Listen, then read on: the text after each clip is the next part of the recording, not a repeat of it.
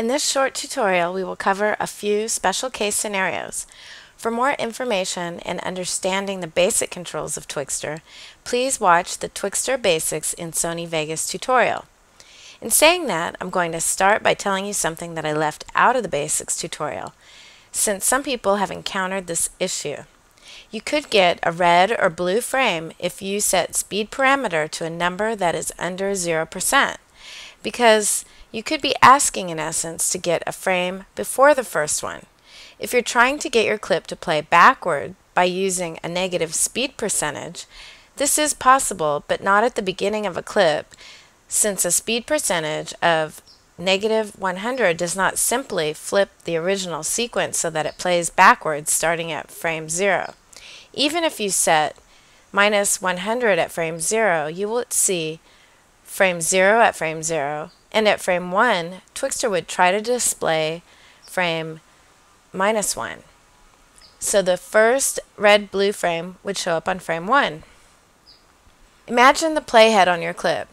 If you're at the beginning of the clip and you tell the machine, Twixtor in this case, to start playing backward, then there's nothing before the clip's starting position to play. That's why you might see a red or blue frame with the first frame that's a negative speed.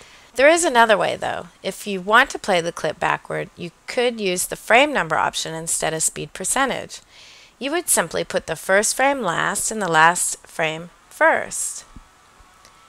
Right-click on the frame number and select the time format, absolute frames.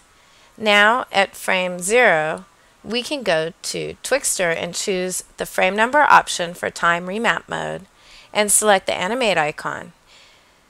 Enter frame 118 in this case because frame 118 is the last frame number, and it will set a keyframe. And then we can go to frame 118 and enter 0, and it will set a keyframe.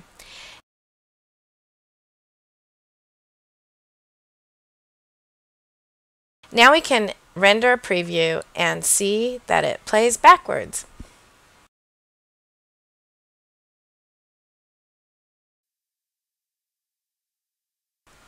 Now let's look at a question that may come up.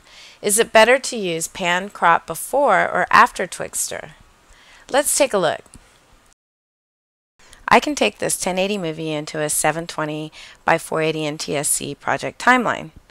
Note that now the project and the footage don't have the same image aspect ratio. If I right-click Properties on the clip in the timeline, I can first make sure the Maintain Aspect Ratio button is checked. If I uncheck it, you can see the difference.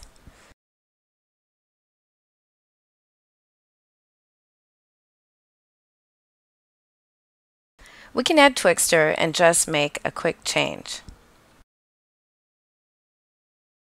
I'm going to slow it down by 50%. If I decide that I want to zoom in on the shot or pan using pan crop, let's see what may happen if you do this before Twixtor. There may be bad pixels at the frame edges. If so, we would want to move the pan crop to happen after we use Twixtor because it will make a difference to Twixtor when analyzing each frame. It's easy to change the order. You can just drag the pan crop icon in the Event Effects window and move it after Twixtor. You can see that now you have nice, clean frame edges on your Twixtor clip. This was a quick overview on a few tips for using Twixtor in Sony Vegas. Check out some of the other tutorials and the documentation for more information.